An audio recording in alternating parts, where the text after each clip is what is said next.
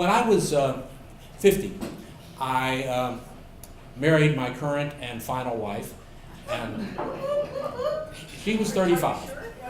And I had always said in a kind of a theoretical and sense that I thought it was a bad idea to marry anybody who had been born after I graduated high school. And when I met this lady, she lied about her age. I've heard some women do that. And so she was outside my boundaries there. And I thought that was terrible, but she was a nice lady. And then she introduced me to her son. And I saw how old he was. And I did the math, and it didn't work. So then she told me, and I think she was a little surprised that I was so happy that she was older than she had originally loved me. But the thing of it was with the age difference, even 15 years is a big gap anyway. But I met her when I was traveling overseas, and she spoke very little English at the time. She'd grown up under this Soviet communist system. We had almost nothing in common anyway, so I figured the age wasn't a big deal anymore. But she, I won't say we had nothing in common. Her favorite movie was Some Like It Hot. And I thought, that worked for me.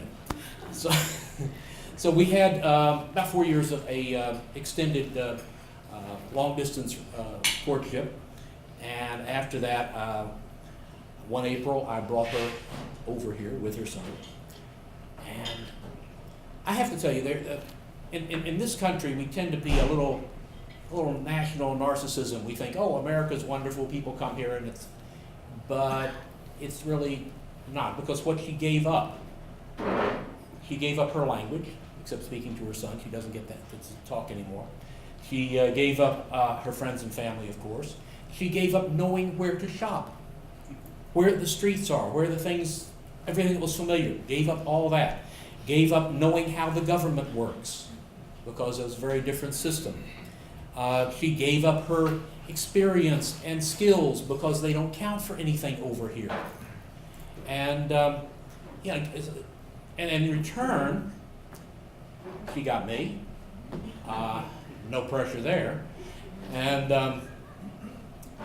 also she got people who would laugh at her accent and then think she was stupid because she didn't speak English. So adapting is like swimming in a pool filled with peanut butter. It's just not that easy. And so I've watched her do all this, and she's my hero. She has just met one challenge after another, done wonderful things. So they came in April, and when she came, I told her I didn't want her to be fully committed yet because she hadn't seen me in my native habitat. And I said, people are different when they're traveling than they are when they're at home. So she came in April, and by July she still wasn't disillusioned, or not that much anyway. And so we got married, and I adopted the kid, and he is now our son, not just hers. And that was July, and then comes along Thanksgiving. November rolled around. This was our first Thanksgiving together, and their first Thanksgiving ever. And so she wanted to do it the American way.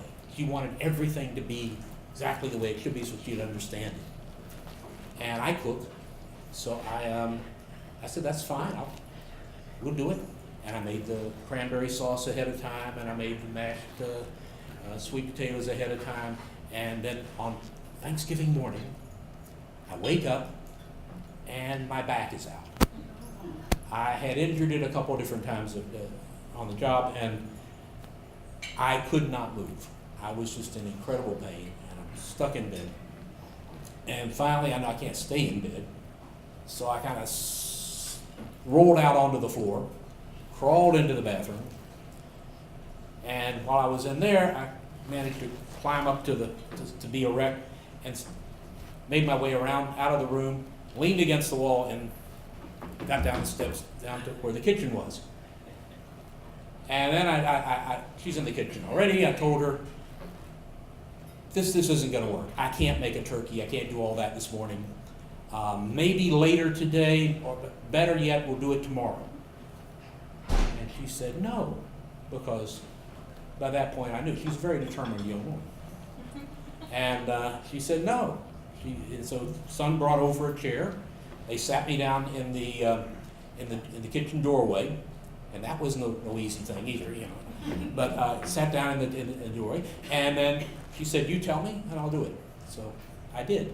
And she's sitting there, and they don't work with turkeys where she was from, because turkeys are stupid birds and the farmers don't raise them. But she got there, he pulled the bag of giblets out and rubbed it down and chopped up the stuff and made the stuffing and put it in, and we got the bird in, and by the afternoon when it was finished cooking, I was able to get up and I made the Waldorf salad, which is our standard, and we moved it over to there, and we had just a really nice first Thanksgiving meal. And it had not been that easy. Now, that was 20 Thanksgivings ago. And we're still together. I cooked the next few turkeys, and then she took over that.